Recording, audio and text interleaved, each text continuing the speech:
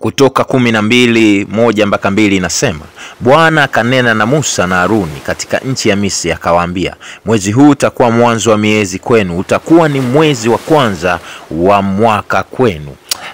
Ni neno linatoka katika Kutoka hapa, linanifundisha kitu fulani ambacho nilikuwa sijui. Biblia inavyosema kwa habari mwanzo huu utakuwa ni mwanzo wa kwao, wana Israeli kuwa mwanzo wa kwanza na mwaka kwao, sio kwamba ndo mwezi wa kwanza kuishi kwenye hii nchi.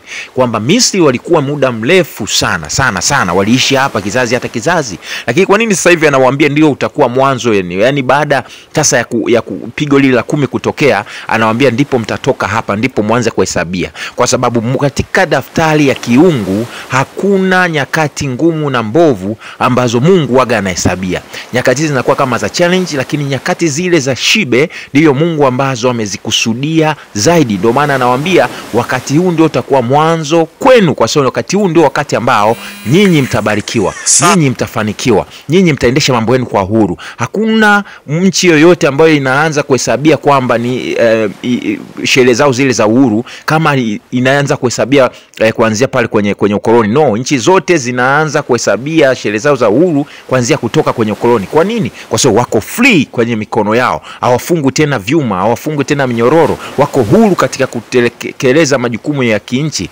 Hivyo kadhalika inawezekana kwako wewe, umeanza Januari huku umefungwa mikono, unaona biashara ziendi, umeanza Januari huku umefungwa kwenye ndoa, watoto ndoa inakusumbua au watoto wanakusumbua, mambo ya kiuchumi hajakaa sawa mpaka sasa. Umeanza Januari, wenda hata miaka mingi umekuwa ukipitia hiyo hali. Leo nataka nikwambie mwezi huu wa 5 tarehe 1 utakuwa ni mwanzo wa kupokea simu njema kwako kwa jina la Yesu. Nasema mwezi huu wa 5 tarehe 1 utakuwa ni mwanzo wa kwanza kuona mume wako akirejea, kuona ndoa yako ikisimama, kuona biashara zako zimeenda. Ni kwa jina la Yesu wa Nazareti ninatabiri hivyo na wewe hivyo.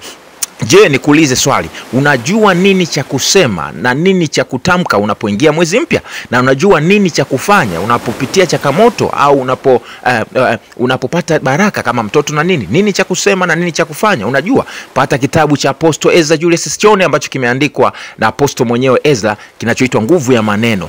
Nenda WhatsApp kwa namba hizo na uweze kutumiwa popote pale ulipo. Hicho kitabu kitakufundisha namna gani utumie maneno yako kuwa baraka au rana mwenyewe. Barikiwa.